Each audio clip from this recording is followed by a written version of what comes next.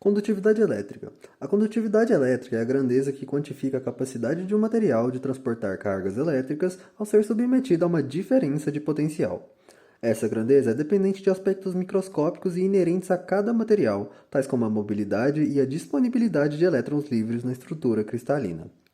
Então, há alguns fatores que influenciam essa grandeza: a temperatura, as impurezas, a magnetorresistência e a frequência. Então, ao lado temos uma tabela que mostra os valores de condutividade para diferentes materiais. Condutividade e resistividade elétricas. A resistividade elétrica é caracterizada como o inverso da condutividade elétrica e designa uma medida microscópica da oposição de um dado material à corrente elétrica. Matematicamente, temos essa relação. Um pouco de história. No início do século XVIII, o físico alemão Paul Drude propôs uma teoria para explicar as condutividades térmica e elétrica em materiais metálicos.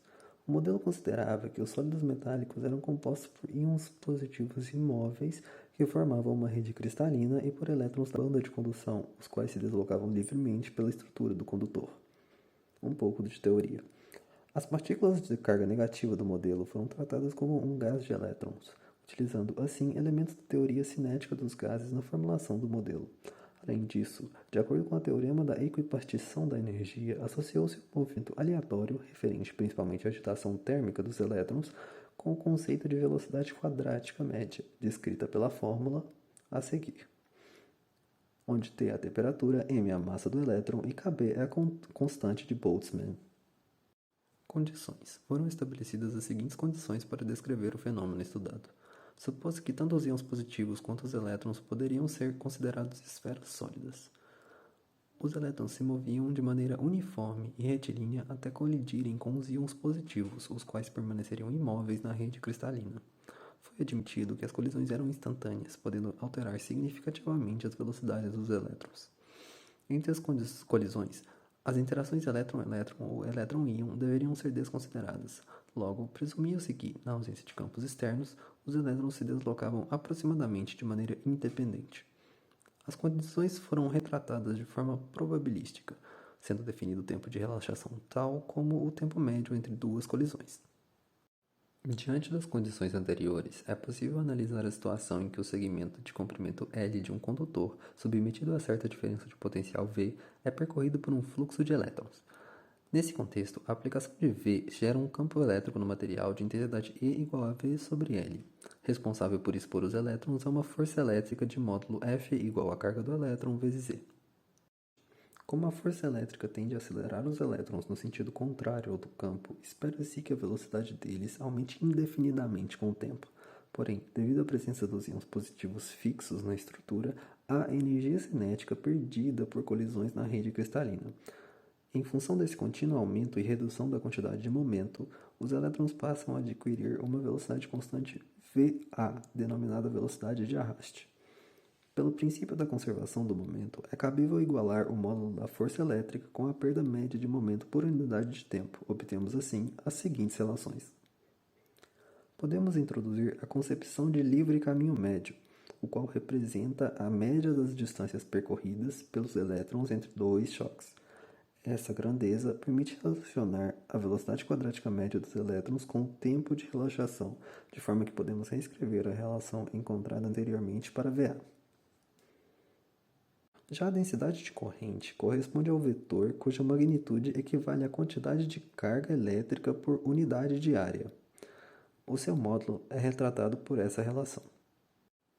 Desse modo, substituindo VA na fórmula da densidade de corrente pela relação encontrada anteriormente, encontramos essa equação para J.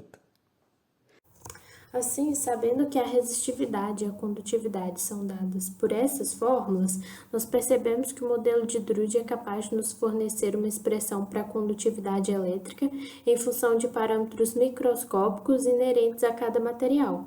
Então, substituindo ρ e sigma na equação do slide anterior, obtemos que o campo elétrico é igual à resistividade vezes a densidade de corrente e que a densidade de corrente é igual à condutividade vezes o campo elétrico, que pode ser entendida como a lei de Ohm microscópica.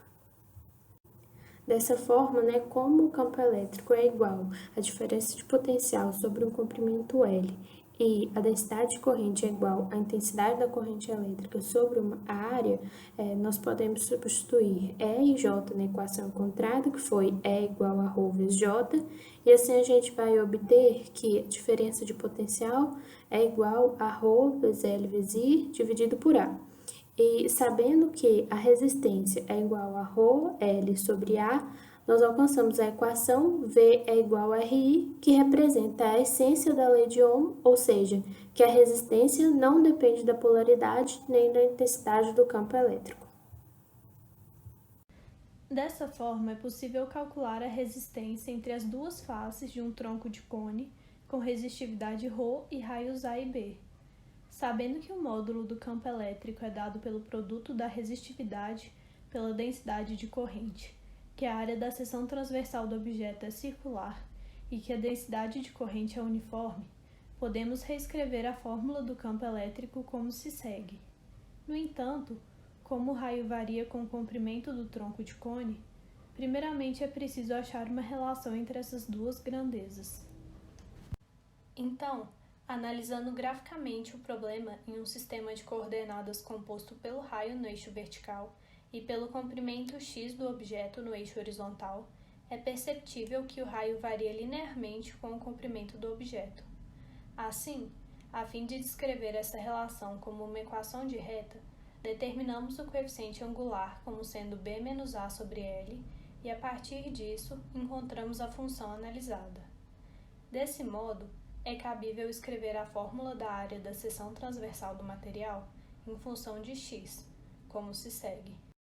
Assim, integrando o campo elétrico ao longo do comprimento do objeto, podemos obter o valor da diferença de potencial entre as faces do cone. Realizando algumas manipulações algébricas posteriormente e substituindo a diferença de potencial encontrada na fórmula deduzida previamente, concluímos que a resistência entre as duas faces do tronco de cone é diretamente proporcional à resistividade e ao comprimento L e inversamente proporcional a π e a ambos os raios. Dessa forma, concluímos nossa resolução do problema. Obrigada pela atenção.